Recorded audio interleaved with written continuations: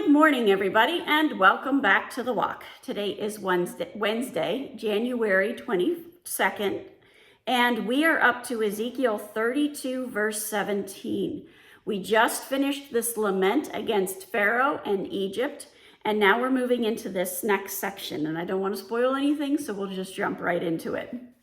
Verse 17 says, "In the 12th year, in the 12th month, on the 15th day of the month, the word of the Lord came to me." As usual, I'm wondering what date would that be? That was March 17 of 585 BC. It's 2 weeks later than where they were than the date that was given at the beginning of this chapter. So here we are 2 weeks later. In the Fire Study Bible, there was a note for these next few verses. It's for verses 18 through 31. And it's going to talk about the world below.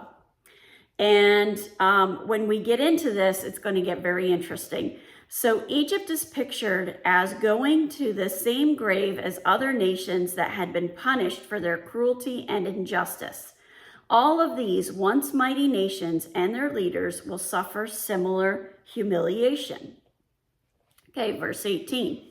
"Son of man, wail over the multitude of Egypt and send them down, her and the daughters of majestic nations, to the world below, to those who have gone down to the pit." All right, what's going on here? Basically, God is saying to Ezekiel's called Son of Man many times throughout this book, that he's to cry out over Egypt and send them down. He's to prophesy over them and send them down to the pit. What is the pit? It is hell.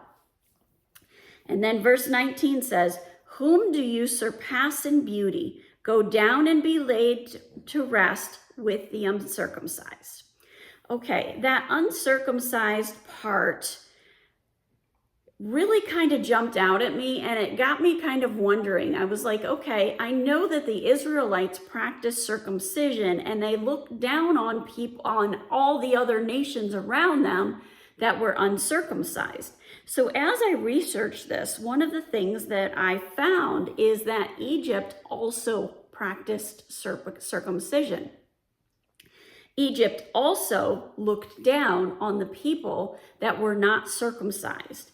In the Cultural Study Bible, there was a note about this, and it said, Egyptian priests and kings were circumcised. So the priests and the kings were circumcised. The highest of the high of the society were circumcised. They looked down on the others within the society because they were not circumcised. The disdain the Israelites felt for the uncircumcised is well attested in the Bible, and we have examples of that in Genesis 34:14 and Judges 14:3. This verse reflects the view that Egypt's rulers felt the same. To be buried among the uncircumcised was an additional affront, adding insult to injury. Okay, then we get to verse 20. "They shall fall amid those who are slain by the sword. Egypt is delivered to the sword, drag her away, and all her multitudes." Okay, so what does this mean that they're going to fall among those killed by the sword? In the Cultural Study Bible, it said, "Pharaoh and his hordes will die on the battlefield and be subject to ignominy." That ignominy means battle-fallen corpses were stripped, plundered, and sometimes beheaded by the victors. Ancient Near Eastern reliefs often depict naked and headless bodies. Their remains were buried in mass graves. So basically what's happening here is to fall amid those slain by the sword means that not only are they going to be buried with the uncircumcised, which was very abhorrent to them. They couldn't stand that idea. It was very demeaning to be buried among the uncircumcised. They're also going to be buried among naked, headless bodies. Verse 21, "The mighty chiefs shall speak to them with their helpers, and out of the midst of Sheol they have come down. They lie still. the uncircumcised slain by the sword. So what is happening is that these Egyptians are going to be humbled in the worst of ways to be humbled.